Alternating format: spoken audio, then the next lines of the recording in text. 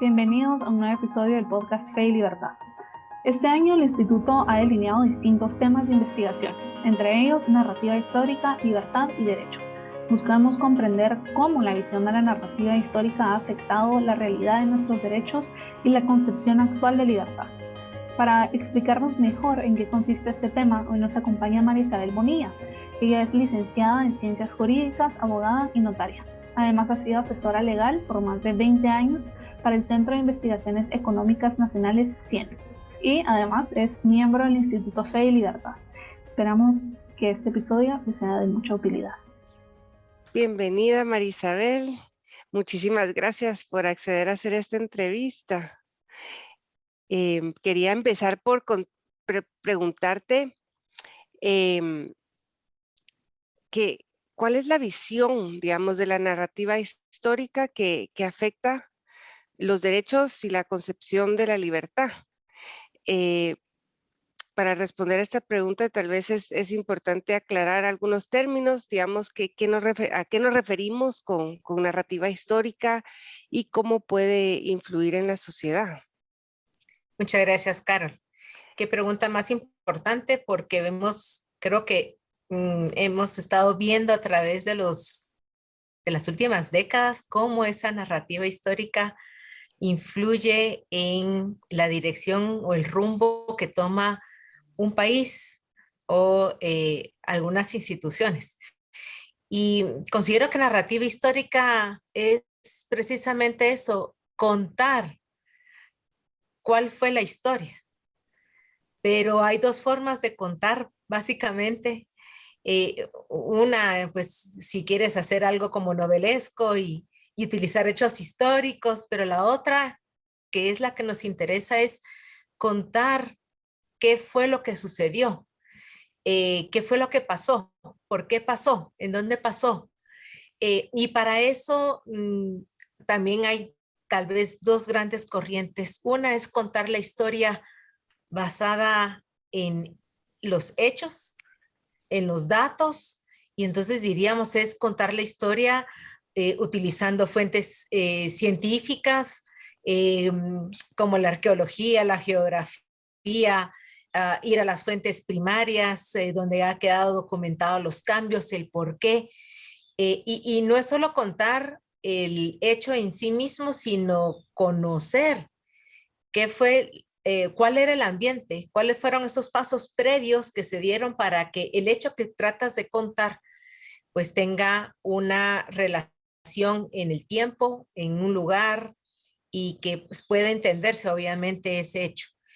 Pero lamentablemente vemos también quienes están tentados a contar la historia sobre la base de tal vez algún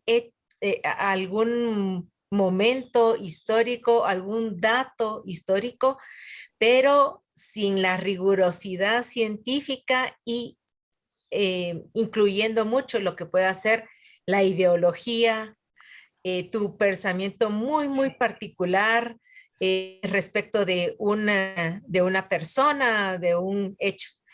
Entonces, ahí tenemos dos grandes corrientes y ahí creo yo, cuando te alejas de los datos, te alejas de conocer ese entorno que dio lugar al hecho histórico o a lo que quieres contar, pues entonces, y cuando le incluyes esta observación muy particular, le incluyes mucho el tema ideológico, pues se aleja inevitablemente la historia o esa narrativa histórica de la realidad o de lo que pudo ser. Claro está, en todo momento estaremos investigando un hecho histórico una vez contado, pues no se muere allí, sino puede interesar tanto a una persona o un grupo de personas que regresan a la investigación, revisan nuevas fuentes. Al final de cuentas, la ciencia nos acerca cada vez más a esos hechos históricos, a confirmar o a descartar. Y creo que eso también es algo importante, hay que tener esa mente abierta porque siempre va a estarse investigando el hecho histórico y tenemos que abrirnos a que pueden surgir nuevas fuentes, nuevos datos y pues habrá que interpretarlos debidamente, pero en la medida en que no se incluya tanto la ideología, a una percepción no clara, eh, datos incompletos, pues en esa medida pues se está tergiversando. Entonces la narrativa histórica cambia, ya no tiene el objetivo de contar la historia.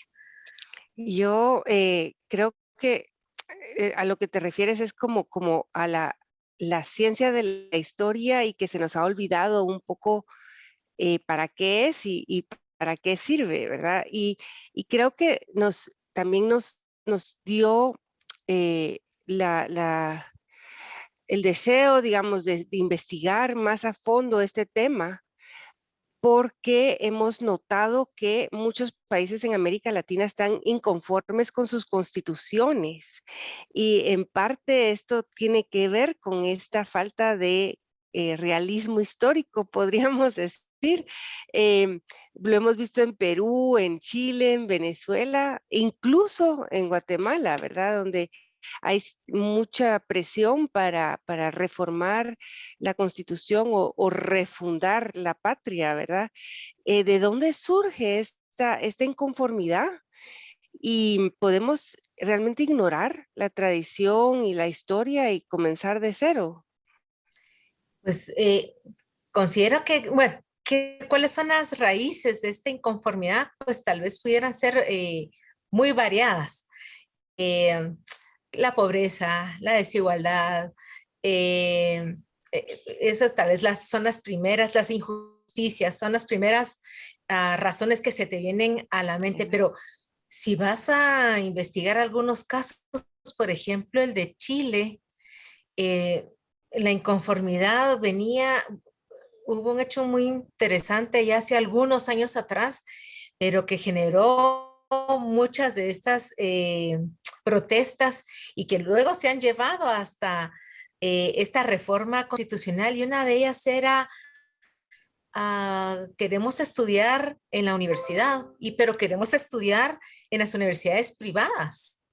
¿Por qué no podemos estudiar en las universidades privadas? Y hubo muchas protestas en la calle respecto de la educación superior. Y eso que no necesariamente Chile representaba para América Latina un país pobre, sino al contrario, un país que había salido bastante de esos problemas socioeconómicos que todavía los países latinoamericanos otros arrastramos. Y entonces uno dice, no, no es necesariamente la pobreza, no es necesariamente esa desigualdad social que tanto se remacha, y entonces uno trata de investigar más. Yo creo que esa inconformidad, eso irnos en contra de instituciones constitucionales, es precisamente porque no conocemos de dónde venimos y hacia dónde vamos. Entonces, si no conoces tu historia inmediata, contemporánea, y menos la historia de algunos siglos atrás, y por qué tenemos las instituciones que tenemos, y por qué los países son ahora como son, si no entiende uno eso, pues está condenado a siempre cuestionar, cuestionar, y alguien que tenga un poco, que se salga un poco de esa generalidad y tenga nuevas ideas, podrá ser el que tenga la voz cantante y sea el que guíe estas revoluciones, estas protestas, estas manifestaciones. ¿Cómo poder reformar una constitución? ¿Hacia dónde reformar una constitución si no conoces tu historia? Estamos condenados a plantearnos nuevamente instituciones que nos van a regresar al punto cero y no nos van a permitir evolucionar. Conocer la historia es, sí, hacer un acto de honestidad intelectual y reconocer qué fue lo que sucedió, el hecho histórico en sí, el ambiente nuevamente que existía en esa época, reconociéndolo y avanzar, hacer propuestas para avanzar. Pero no puedes partir de cero. Tienes que conocer esa historia y entonces ahí caemos un poco en el problema, como hemos visto en nuestros países, de quién cuenta la historia. La historiografía de nuestros países muchas veces está sesgada, muchas veces influida por estas ideologías, sean cual sea, pero influidas al final de cuentas, y entonces hay una interpretación muy particular de los hechos. Y eso pues ha afectado porque hemos creído en estas personas que cuentan la historia, pero que la cuentan con algún sesgo, y entonces ahora, frente a la inconformidad que sea, tratamos de basar esa inconformidad en algún hecho histórico que no está debidamente confirmado, etcétera. Y entonces, si es la historia que todos hemos conocido, pues aceptamos esa necesidad de que hay que reformar nuestras instituciones y en este caso la Constitución. Qué interesante es que todos los pueblos que quieren cambiar eh, sus normas, sus instituciones, lo que sí hacen es reconocer que una constitución es una norma superior y que limita y que es el norte hacia el cual apuntaría todo nuestro sistema legal de derechos humanos, de derechos sociales, de derechos políticos, limitaciones al poder. Hay un reconocimiento de la importancia y un texto constitucional, pero tenemos cuenta de cuál es la historia constitucional que hemos tenido que atravesar para llegar a lo que tenemos, que cómo hemos ido evolucionando, hacia qué país hemos querido evolucionar a través de nuestras normas constitucionales. Esa falta de conocimiento, pues nos puede llevar lamentablemente a tratar de ignorar la historia, repetir la misma al final de cuentas y volver a caer en inconformidades. La Constitución no resuelve inconformidades. La Constitución es un marco de reglas de juego. Y somos la sociedad en aplicación de reconocimiento de ese orden constitucional y luego el desarrollo de todo nuestro ordenamiento legal, quienes hacemos que se den o no se den nuestras inconformidades, pero no es en sí la Constitución. Entonces me parece que es un tema que da para mucho, para mucha discusión, pero es lo que hoy en día estamos viviendo.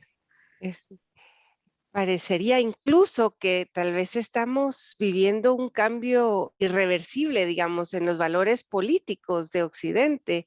Yo noto como un rechazo a nuestra herencia cultural occidental, incluso podríamos decir judio-cristiana, ¿verdad?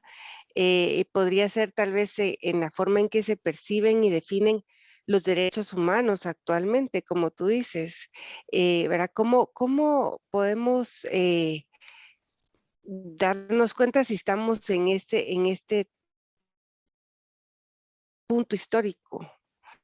Pues yo creo que es interesante, sería interesante hacer todo este análisis a nivel, por lo menos americano, porque es lo que estamos viviendo y es lo que directamente tal vez nos pueda influir si platicamos en torno a Guatemala o la región centroamericana, qué es lo que está sucediendo en otros países y sí se percibe ese desgaste de esos valores tradicionales que aparentemente ya no responden a las necesidades de una sociedad que evoluciona.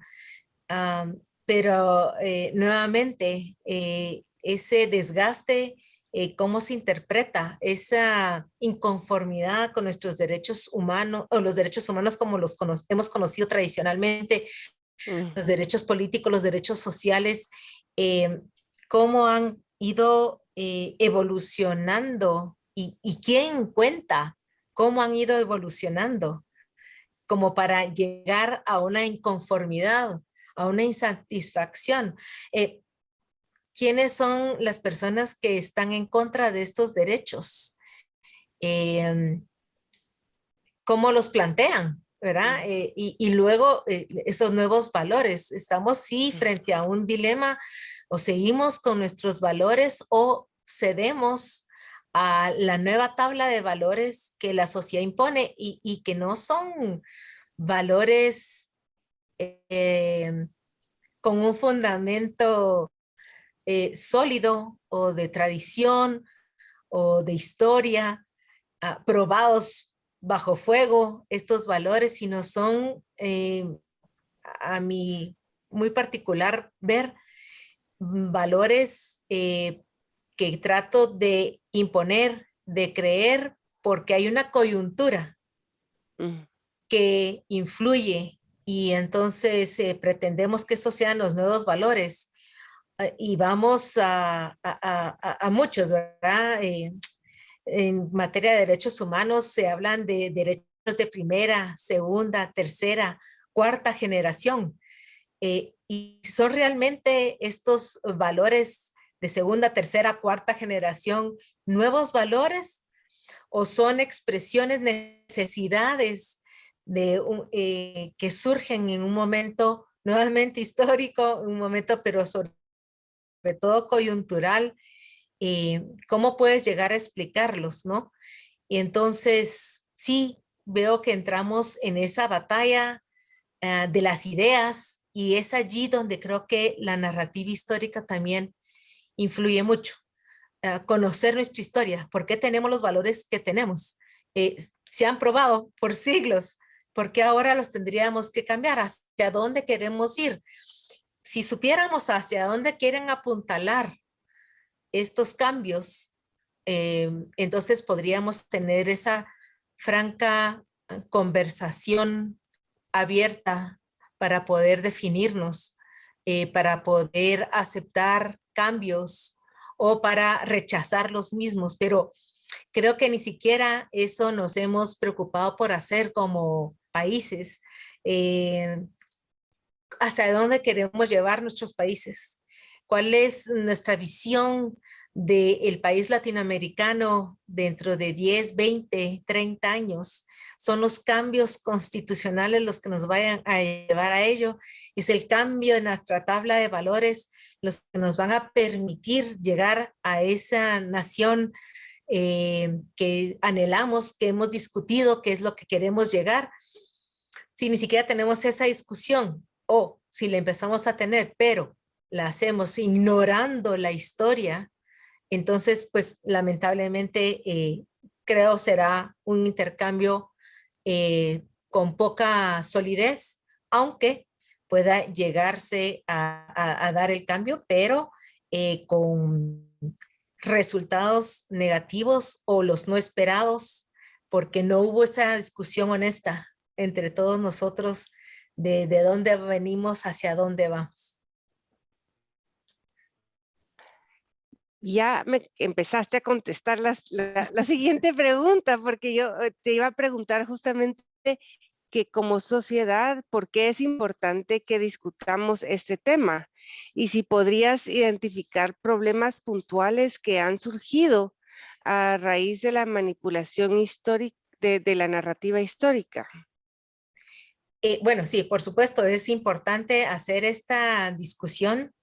Durante las últimas reuniones de discusión de una posible reforma constitucional en Guatemala, que se llevó a cabo hace unos 6, 8 años, y en donde hubo una invitación a muchos sectores para sentarse y discutir en mesas de ahí sí, de discusión, reformas puntuales a la Constitución, sobre todo en el sector justicia.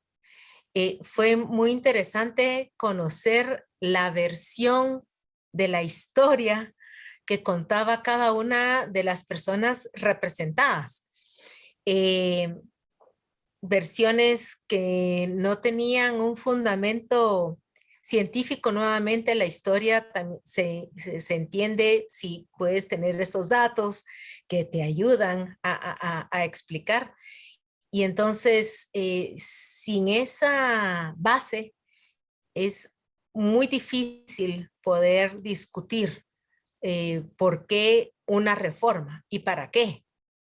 Eso era también importante en esta discusión a las reformas constitucionales. No había un concepto de hacia dónde vamos, de dónde partimos y hacia dónde vamos, cómo una reforma mejoraría. Había mucha tensión entre las personas que platicábamos sobre la reforma constitucional, algún nivel de resentimiento dentro de los participantes, y eso anula lamentablemente la discusión y los resentimientos que uno percibía. Nuevamente, ¿cuáles eran las bases de esos resentimientos? A veces historias muy particulares, pero que no pueden, bueno, en algún momento pueden ser representativas de lo que pudo haber sucedido en un momento dado en la historia guatemalteca, pero no puede un acto muy particular generalizarse y eso impactar en una reforma constitucional. Y pues ese tipo de ejercicios que hemos tenido, pues no han dado no han dado los frutos que se han esperado. El sistema de justicia guatemalteco también está impregnado de esa narrativa histórica que se arrastra y entonces genera prejuicios también. Y entonces nos aleja de ese ideal de justicia que todos quisiéramos para el país. Y estos son ejemplos tal vez muy generales, pero que impactan hoy en día en lo que es Guatemala, en hacia dónde quisiéramos dirigir el país, por qué esa lentitud, por qué no podemos defender todas nuestras instituciones como quisiéramos. Y es que esa narrativa histórica llena de prejuicios de cualquier índole nos ha afectado muchísimo. No conocer nuestra historia sería terrible. Eliminarla como algunos países quisieran eliminar del pensum de estudios la historia sería el acto más deleznable en realidad, porque nos quitaría el sentido de qué somos, qué fuimos, qué somos y hacia dónde vamos. No hay que tal vez tenerle miedo a abordar la historia y abordar esas diferencias que pudiéramos tener en torno a entender o interpretar un hecho histórico. Si tenemos esa base científica, datos, etcétera, podemos discutir mejor, entender mejor, razonar mejor, pero eliminar la historia de nuestra formación sería terriblemente maligno para todo nuestro futuro, porque esas tendencias de cambio se asientan y se aferran en las sociedades en donde no existe esta conciencia de qué hemos tenido que pasar para llegar a lo que tenemos. Todo es perfectible, pero perfectible sí tenemos esas bases para mejorar. Gracias, Marisabel. De verdad que yo creo que es un tema sumamente importante para Guatemala y para, como tú dices, para toda América Latina. Y pues tengo mucha ilusión de trabajar el resto del año en estos temas relacionados con narrativa histórica, libertad y derecho. Te agradecemos muchísimo esta entrevista y esperamos que el público también se interese y se plantee estas preguntas que tú nos haces y que podamos tener discusiones muy fructíferas. Así que muchísimas gracias. Da para mucho. Gracias a ustedes. Gracias por acompañarnos en un nuevo episodio del podcast Fe y Libertad. Para más información sobre lo discutido en este y otros episodios, puedes visitar www.feylibertad.org o seguirnos en nuestras redes sociales. Gracias y nos vemos la próxima semana.